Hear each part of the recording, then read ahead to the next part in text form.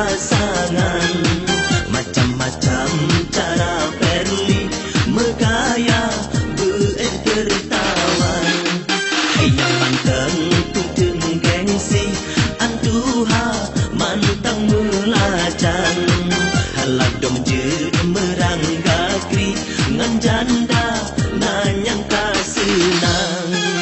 Dilon lain versi tandang sudi yang getah pandang. Sebab mandum hana sejati Tuhan geberi kehiasan. Lain turun, lain versi selera minta pasangan.